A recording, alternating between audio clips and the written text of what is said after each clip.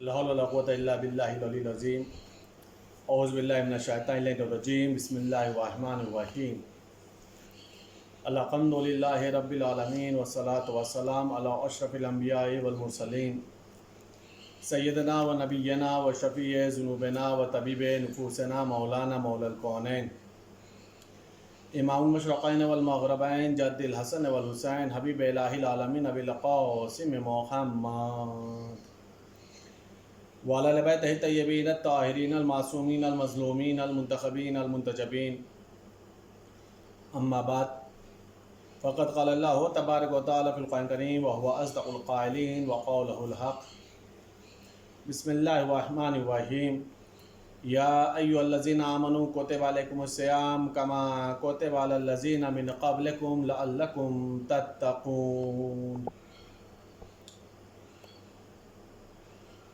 ناظرین اکرام و سامعین اکرام، یہ رمضان مبارک کے سلسلے سے 16ویں تقریر آپ حضرات سماعت فرما رہے ہیں۔ کل کی تقریر آداب دسترخوان کے سلسلے سے تھی، لیکن آج کی تقریر پھر انہی روزوں کے مسائل کے اوپر ہے۔ آج جن مسائل پر گفتگو کرنی ہے وہ قضا روزوں کے سلسلے سے ہے۔ قضا روزوں کے بارے میں شریعت کے کیا احکام ہیں، کن لوگوں کو قضا کرنا ہے، کن لوگوں کو قضا کے ساتھ ساتھ ہر روزے کے بدلے میں ایک مدام دینا ہے، اور کن لوگوں کو اپنے روزوں کی قضا نہیں کرنی ہے، اس سلسلے سے گفتگو کرنی ہے۔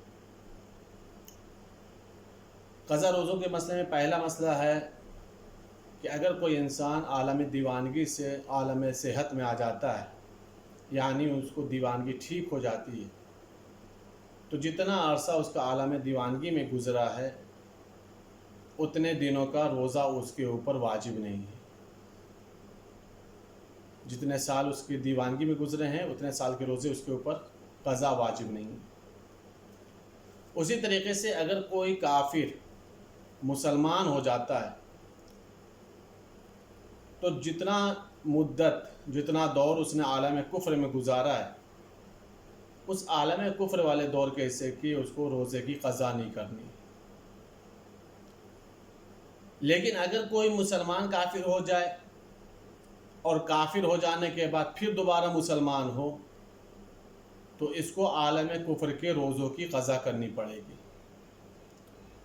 اس میں یہ تھا کہ جو کافر ہے اس کے اوپر روزوں کی قضا نہیں ہے، لیکن اس میں یہ ہے کہ چونکہ تھا مسلمان، بعد میں کافر ہوا، پھر مسلمان ہوا ہے، تو اس لیے اس کے اوپر روزے کی قضا واجب ہو جاتی ہے۔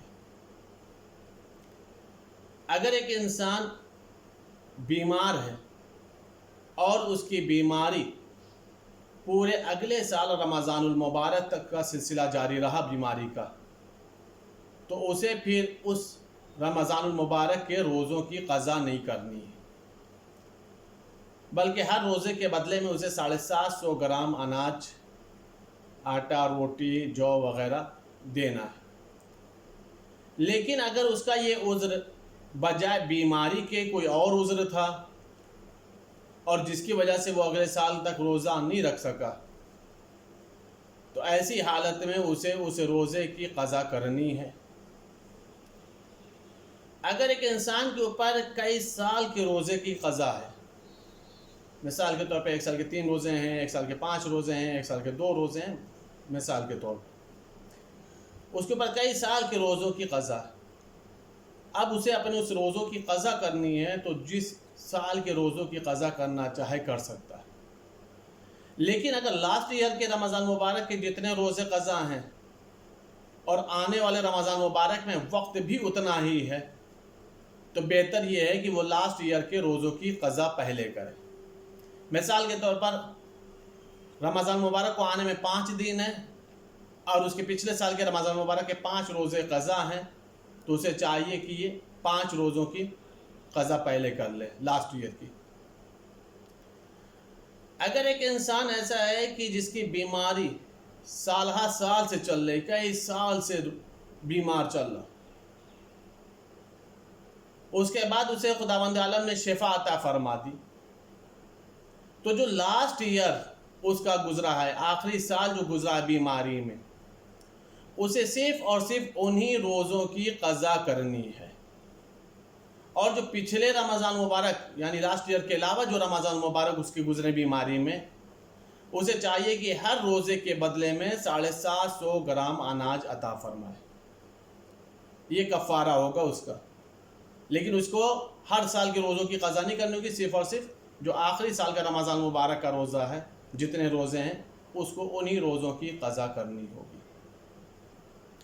اگر ایک انسان کو اپنے رمضان مبارک کے روزوں کا کفارہ نکالنا ہے 750 گرام کے حساب سے، چاہے وہ 29 روزہ ہو یا 30 روزے کا کفارہ اسے نکالنا ہو، یا جتنے بھی روزوں کا کفارہ اسے نکالنا ہو، تو اگر وہ چاہے تو ایک ہی فقیر کو کئی روز کا کفارہ دے سکتا ہے. اگر ایک انسان ایسا ہے کہ رمضان المبارک کے روزہ نہیں رکھا بیماری کی وجہ سے، اس کے بعد آنے والا رمضان المبارک تک میں جو مدت، یعنی یہ پورا ایک سال کی جو تقریباً مدت ہوتی، اس کے بیچ میں اسے شفا مل گئی، وہ صحت مند ہو گیا، ٹھیک ہو گیا، پھر بھی اس نے روزہ کمپلیٹ نہیں کیا، روزوں کی قضا مکمل نہیں کی، یہاں تک کہ اس کے اوپر دوسرا عذر لاحق ہو گیا، دوسرا عذر اس کے اوپر شروع ہو گیا. مثال کے طور پر کہیں سفر پہ چلا گیا، اس کی وجہ سے وہ روزہ نہیں رکھ سکا، تو اسے چاہیے کہ اپنے روزوں کی قضا بھی انجام دے اور ہر روزوں کے بدلے میں 750 گرام اناج بھی دے. یہ ہے وہ رمضان مبارک کے روزوں کے کفاروں کے سلسلے سے گفتگو.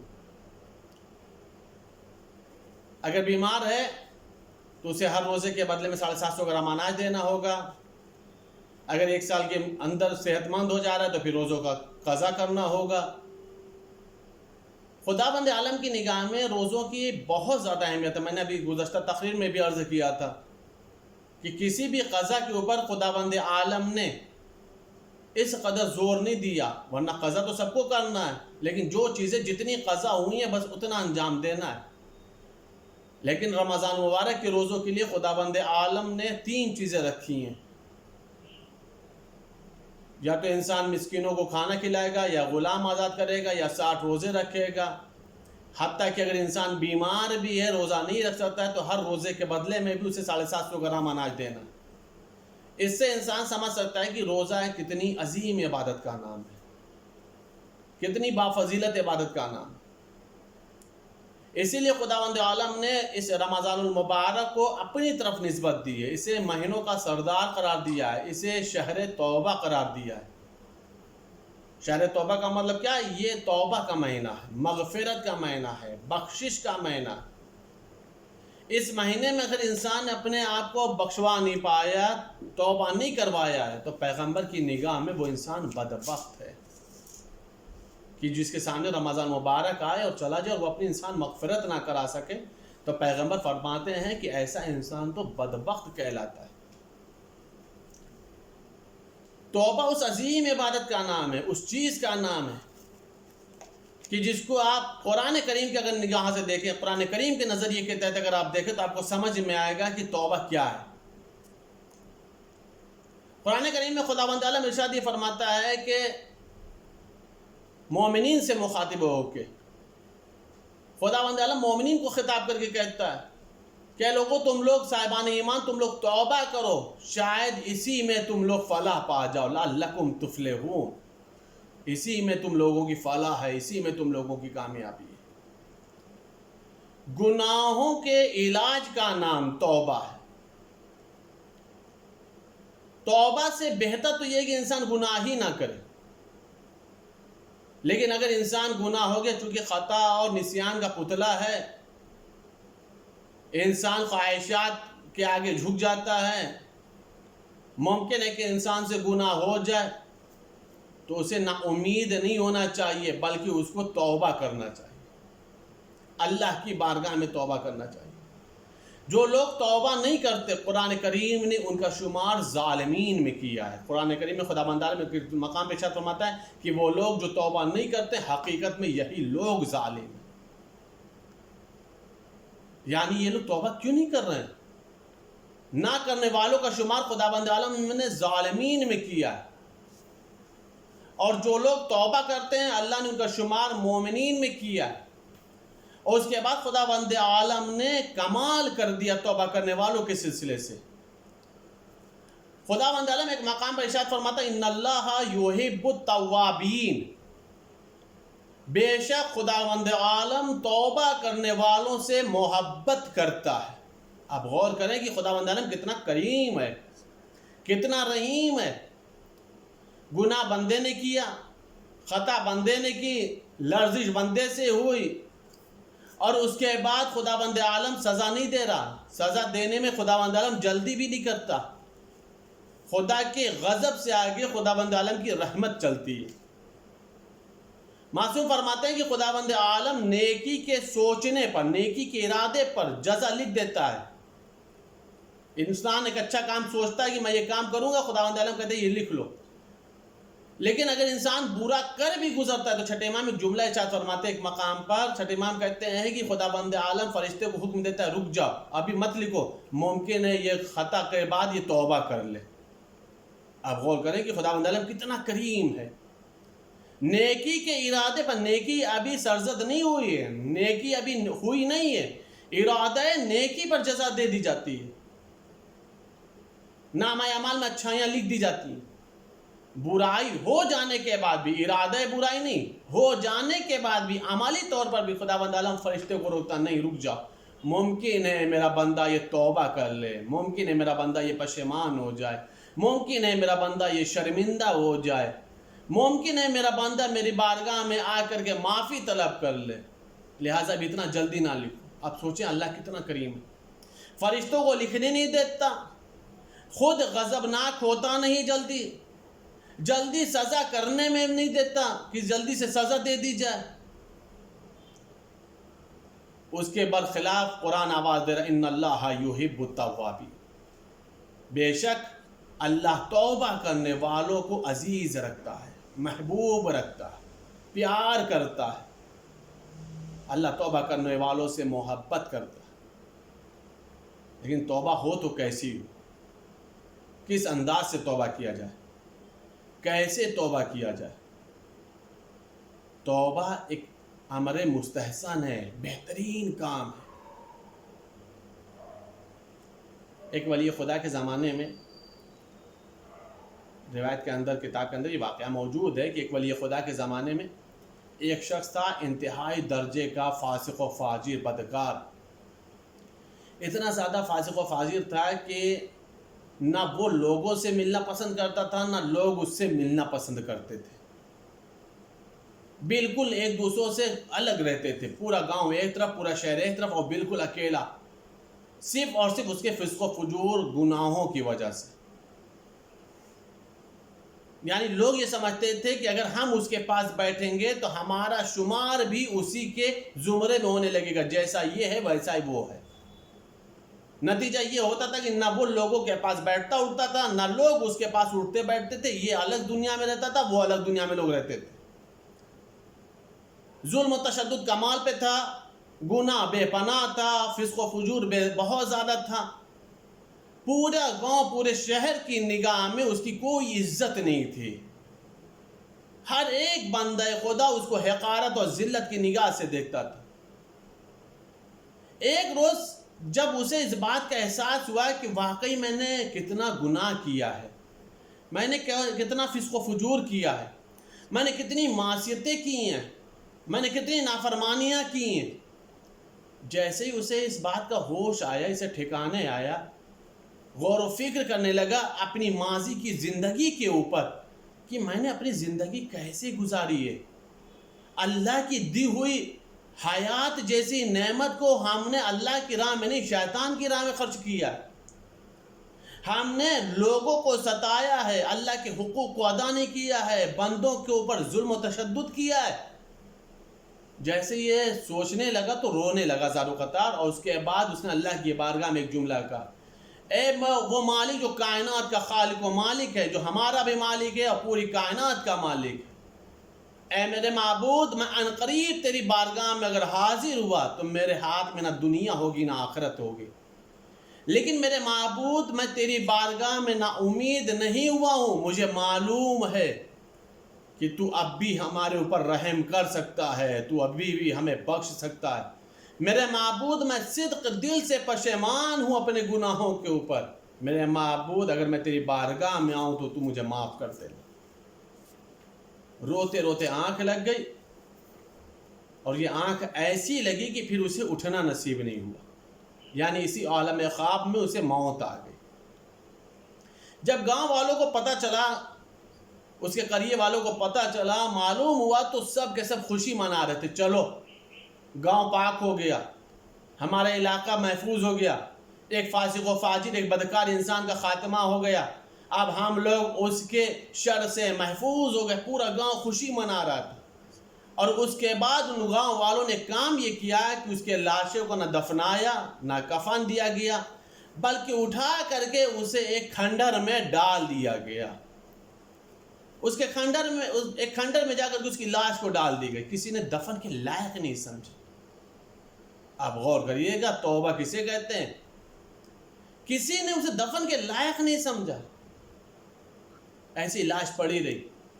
ولی خدا سوئے تو رات میں خواب میں حکم پروردگار ہوا، جاؤ جا کر کے میرے فلاں بندے کی لاش کو متقین کے قبرستان میں شان و شوکت کے ساتھ دفن کرو۔ متقین کے قبرستان میں، اچھے لوگوں کے قبرستان میں لے جا کر کے شان و شوکت کے ساتھ دفن کرو۔ دیکھیے مسئلہ صرف دفن کا ہوتا تو دفن ولی خدا کر دیتا، لیکن شان و شوکت کا مطلب کیا ہے؟ مطلب یہ ہے کہ قریے والوں کو بلاؤ، تشییع جنازہ کرواؤ، جنازے میں ان سے شرکت کرواؤ، جنازے کو ان سے کندھا دلواؤ۔ اسے کہتے ہیں جنازے کی شان و شوکت، جہاں پر مجمع ہو، مومنین ہو، متقین ہو، اللہ کے مخلص بندے ہو، وہ ہوتی ہے جنازے کی شان۔ اللہ نے صرف یہ نہیں کہا کہ جنازے کو دفناؤ، بلکہ کہا کہ جنازے کو متقین کے قبرستان میں اور شان و شوکت سے دفن کرواؤ۔ ولی خدا نے کہا میرے معبود اس نے فسق و فجور کیا تھا، اس نے گناہ کیا تھا، آخر کون سی اس کی ایسی نیکی تجھے پسند آ گئی کہ جس کی وجہ سے تو اسے شان و شوکت سے دفن بھی کروا رہا، متقین کے قبرستان میں دفن کروا رہا؟ کہا میرے بندے تجھے معلوم نہیں، وہ میرے سامنے گریہ زاری کر کے ایسا پشیمان ہوا کہ اس گریہ کے بعد اس سے کوئی گناہ نہیں ہوا، اس اشک کے بعد، اس توبہ کے بعد، اس کے نام اعمال میں جو آخری چیز آئی ہے اس کا نام ہے توبہ، اس کا نام ہے پشیمانی، اس کا نام ہے اللہ کی بارگاہ میں گریہ زاری۔ میں نے اپنے غضب کو پیچھے رکھ کر کے اس کی توبہ کی وجہ سے اسے آغوش رحمت میں لے لیا، ہم نے اس کی مغفرت کر دی ہے۔ اسی لیے میں کہہ رہا ہوں کہ اس کو متقین کے قبرستان میں دفن کراؤ، ہم نے اس کی توبہ کی وجہ سے اس کے سارے گناہوں کو معاف کر دیا۔ عزیزان گرامی، مفہوم توبہ سمجھ میں آیا؟ اس ایک روایت میں، اس ایک واقعے میں اتنی بات تو کم از کم سمجھ میں آتی ہے کہ اگر انسان توبہ کر لے، اللہ کی بارگاہ میں معافی مانگ لے، تو حق توبہ یہ ہونا چاہیے کہ پھر اس کے بعد کوئی معصیت نہ ہو، کوئی نافرمانی نہ ہو، کوئی گناہ نہ ہو۔ اسی لیے چوتھے امام کی ایک عجب جملہ ہے، چوتھے امام فرماتے ہیں میرے معبود، دیکھیے یہ چوتھے امام کا جملہ ہے، اور چوتھے امام معصوم ہیں، امام ہیں، جانشین پیغمبر ہیں، فرزند رسول ہیں، فرزند امام حسین ہیں۔